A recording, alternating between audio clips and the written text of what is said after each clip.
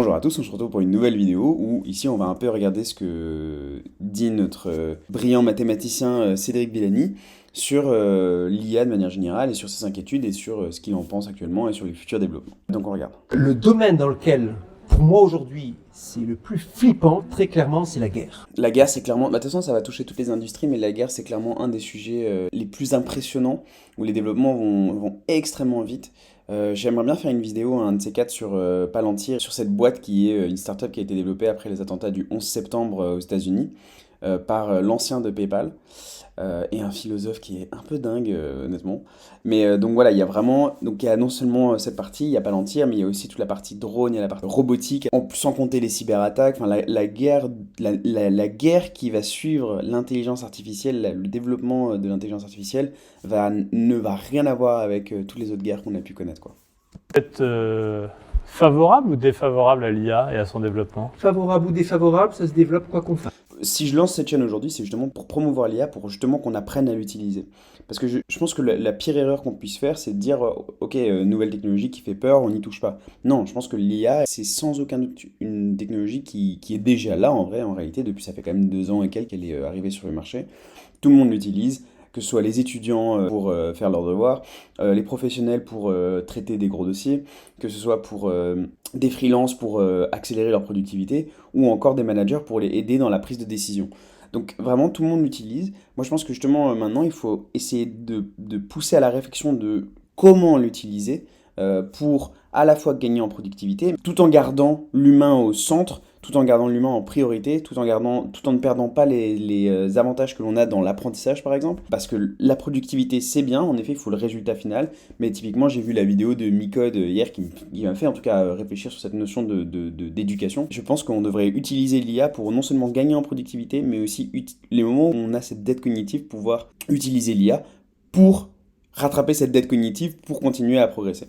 Bref, donc dans tous les cas, ce que je veux dire, c'est que l'IA, elle est déjà là, et je pense que c'est important qu'on réfléchisse, qu'on débatte sur l'utilisation et sur comment l'utiliser pour, l'exploiter au mieux, pour ne pas perdre les gains en productivité qu'on a, qui sont évidents, mais de deux, qu'on continue à apprendre, qu'on continue à mettre l'humain au centre, qu'on ne devienne pas des locs, et qu'on reste en fait maître de la situation, et qu'on se responsabilise tous les uns les autres. Mais en l'occurrence, mais il va le dire juste après, hein, c'est des choix politiques, et en effet, il faut qu'on encadre ça mais pas trop, mais il faut qu'on encadre ça pour justement en tirer le plus de bénéfices possible pour la société.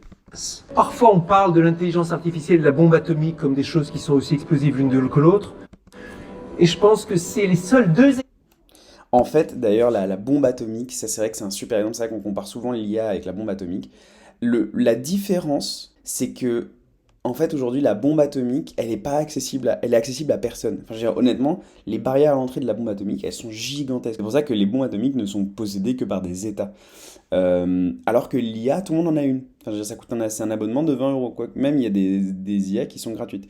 Donc, la vraie différence, elle est là, elle est dans l'accessibilité. Et le problème avec l'IA, c'est que, en soi, l'outil n'est pas mauvais en soi. C'est plutôt si des gens sont mal intentionnés, leur usage peut être absolument catastrophique. Je veux dire, aujourd'hui, l'accès à l'information, il est gigantesque. Enfin, l'accès à de l'information qui soit structurée et de qualité, enfin, il est hyper rapide. Et donc, quelqu'un de mal intentionné qui déciderait de faire une arme bactériologique, il pourrait le faire. Si, en tout cas, il arrive à hacker le modèle. Donc, aujourd'hui, l'enjeu, il se trouve il y a un gros enjeu de cybersécurité pour les modèles et les entreprises qui développent ces modèles d'intelligence artificielle.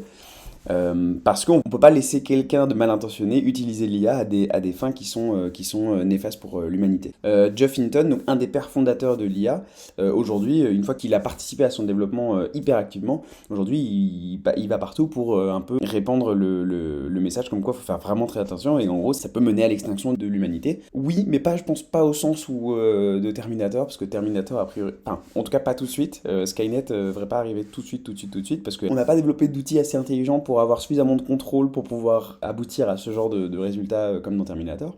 Cependant, l'usage le plus probable, c'est quelqu'un qui justement arrive à hacker l'IA et arriver à développer une arme qui soit suffisamment destructrice pour mener à cette extinction. Atomiques comme des choses qui sont aussi explosives l'une que l'autre. Et je pense que c'est les seuls deux exemples dans l'histoire des sciences où vous avez un lauréat de prix Nobel, convaincu que son invention va détruire le monde possiblement. Otto Hahn en 1945 pour la fission nucléaire qui a été à la base de la bombe atomique et qui a réellement songé au suicide. Et l'an dernier, Geoff Hinton, l'un des récents pères de l'intelligence artificielle et qui lui aussi va partout en disant que ça va tout anéantir. Donc vous êtes en train de me dire que c'est aussi grave que peut l'être la bombe atomique. Certains des experts les plus réputés le pensent. Au sens où ça donne un pouvoir absolument gigantesque pour l'individu. Et en soi, la technologie, elle n'est pas bonne ou mauvaise, c'est plutôt l'usage qu'on en fait. Il faut essayer d'encadrer le plus possible pour un usage qui soit positif. S'imaginer qu'on peut arrêter le développement de l'intelligence artificielle, ça n'a pas de sens. En revanche, c'est clair. Ça, c'est clair. C'est impossible. C'est impossible. On peut pas l'arrêter. Et aujourd'hui, il faut exploiter cette technologie au mieux. Encadrer les usages. Développer les forces de l'IA pour des usages qui servent le bien de la société. Le bien de la société, on pense à l'éducation, mais ça va servir toutes les industries. Et par contre, ouais, il faut que les gens s'adaptent, il faut qu'ils apprennent, il faut qu'ils se mettent dans le bain pour vraiment prendre conscience que c'est ça la prochaine étape. Et je veux dire, comme d'un moment, dans les années 2000, tout le monde a commencé à se développer son site internet, c'est encore le cas aujourd'hui. Il y a un moment aussi, il faut tout le monde doit se mettre à cette nouvelle technologie qui arrive et qui, le fait de s'y mettre, c'est uniquement pour bien la comprendre et pour bien l'utiliser au mieux et pour en tirer le maximum de bénéfices. Ce sont des choses que nous pouvons faire si on le veut et ce sont des choix politiques. Donc c'est la guerre. Mais à long terme, est-ce qu'un jour... Ça en va déjà si on sort du court terme, cher ami. Ah oui, et aujourd'hui, comme... Bon, donc voilà, il a quand même un discours assez alarmiste, il parle de guerre. La guerre pour lui c'est sa plus grosse inquiétude, mais l'IA ne sera pas la conséquence de la guerre, et de toute façon il dit qu'à quel point l'IA rend la guerre terrible. La guerre était déjà terrible avant même que l'IA arrive, donc je pense que ce ne sont pas des sujets qui sont proprement dits liés à l'IA, mais je pense que par contre, voilà, l'IA ça va simplement développer de nouveaux outils, de nouvelles technologies qui vont être utilisées en guerre, ça c'est clair. Maintenant, je pense que ça ne doit pas être notre plus grosse inquiétude. Nous, je pense que notre plus grosse inquiétude, c'est qu'est-ce qu'on peut faire, nous, à notre échelle, en tant qu'individu, en tant que société, en tant qu'entreprise, en tant que professionnel, pour exploiter au mieux cette intelligence artificielle.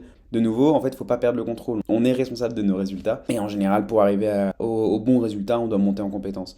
Et je pense qu'aujourd'hui, le vrai sujet, c'est comment est-ce qu'on fait pour gagner en productivité, quand même monter en compétences, de façon à garder un contrôle sur le résultat final. Et on doit se poser ces questions-là au niveau politique pour encadrer les usages de la façon la plus saine possible. Voilà, restez critiques, utilisez l'IA, faites-le à bon escient, construisez pas des bombes, et on se retrouve pour la prochaine vidéo. Ciao!